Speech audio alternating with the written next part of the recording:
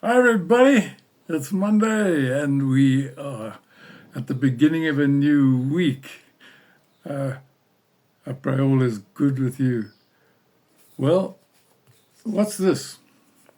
It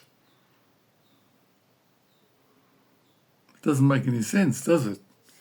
But if you take this and you put this into this,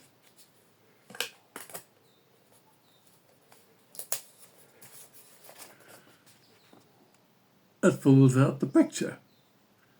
The small piece was just part of a bigger picture. And that happens a lot in life. Things happen, we don't know why they happen, but as Christians we believe they're part of a bigger picture. Paul wrote in Romans, "In all things God works for the good of those who love him, are called according to his purposes." We don't always, or we can't always, see the bigger picture. It's interesting the story when Jesus went to have a meal in his honor at the home of Mary and Martha. And in the midst of this meal, Mary came in carrying this expensive perfume called nard. And she poured this perfume out onto Jesus' feet, and the whole house was filled with the fragrance of that perfume. And Judas said, "How can you waste this money? You could have rather sold the perfume and given the money to the poor." But Jesus said something.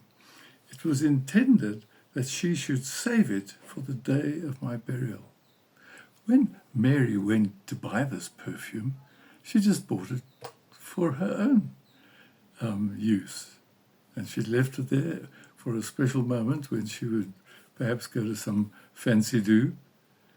But here, when Jesus came into the house, she took that perfume and she poured it at Jesus' feet. Jesus said this was the real intention of the perfume, was to prepare me for my burial. We don't see the bigger picture. Sometimes things just happen and we discover that actually there's a bigger purpose for it. It was like when Joseph was captured by his brothers. You may remember the story. And he was sold to the Ishmaelites. And they told his father that he was dead.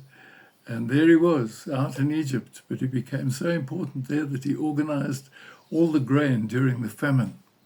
And when the brothers came looking for grain one day, there was Joseph. He revealed himself to them. And he said, "No, you mustn't be angry with yourself, because God sent me ahead to save your lives. What you intended to harm me, God intended for good." That was the big picture. And there are things that happen to us in our lives as well that we can't understand.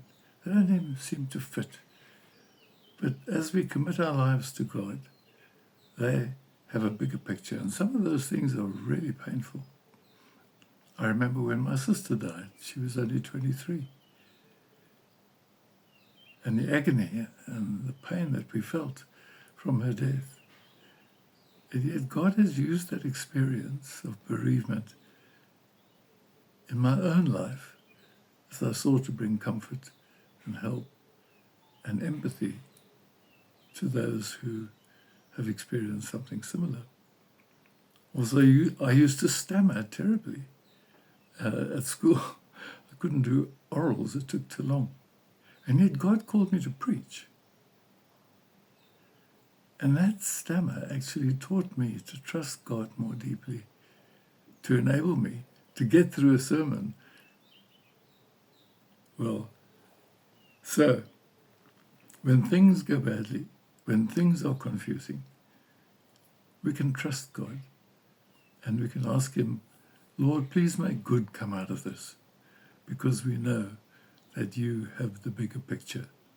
This is a tough call sometimes, but we believe that God has our lives in his hands and his purposes will be fulfilled in the end. May God bless you. Have a wonderful week. Bye for now.